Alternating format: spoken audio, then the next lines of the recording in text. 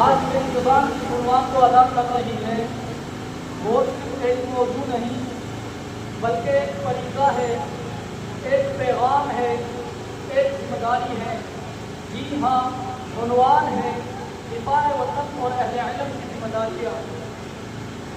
وطن کی قدر پوچھنی ہو تو اس ماں سے پوچھو جس کا بیٹے نے شہادت کی خدمت اور کر واپس لایا، اس باپ سے پوچھو جس نے اپنے بیٹے کو یہ کہہ کر رخصت کیا کہ جا بیٹا جان جائے پر پرچم نہ جھکے۔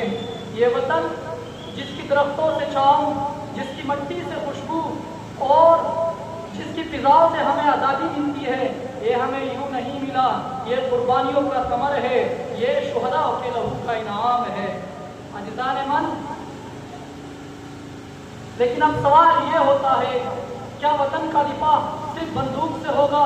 کیا سرحد پہ کھڑے فوجی ہی صرف محافظ ہے؟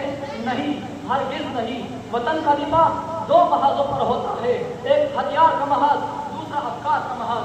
ہتھیار کے محاذ پر فوجی کھڑا ہوتا ہے، افکار کے محاذ پر اہل علم۔ عزیزان من، اہل علم وہ لوگ ہیں جو قوم کی فکری سمت متعین کرتے ہیں، جو جہالت کے اندھیروں میں روشنی کے چراغ جلا دیتے ہیں، جو اپنے علم اور حکمت سے قوم اور ملت کو بیدار کرتے ہیں۔ آج دشمن عناصر نظریاتی حملوں سے ہمارے افکار کو مسموم کر رہا ہے۔ جب سوشل میڈیا پر وطن، مذہب، پاکستان، نظر پاکستان پر حملے ہو رہے ہیں تو اس وقت اہل علم کی خاموشی سب سے بڑی کمزوری اور سب سے بڑی خیانت ہے۔ آج ضرورت ہے کہ اساتذہ علم کے ساتھ شعور دے، خطبہ منبروں سے اتحاد و اخلاص کا پیغام دے، طلباء صرف کتابوں کے نہیں بدن کے سپاہی بنے ہیں اور اہل علم فتنوں کا علمی، عملی اور فکری رد کرے۔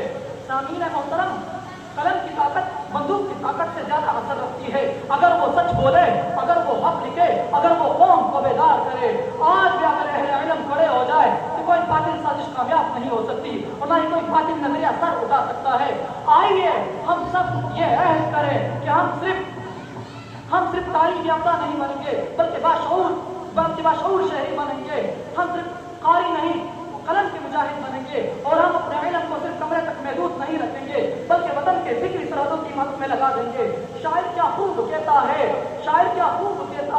علم کی شمع ہو یا ہو تلوار کی دار، علم کی شمع ہو یا ہو تلوار کی دار، دونوں سے ہوتا ہے وطن کا حصار۔ ارے ہم کہتے ہیں خون دل دے کے نکاریں گے رخ برگ گلاب، خون دل دے کے نکاریں گے رخ برگ گلاب۔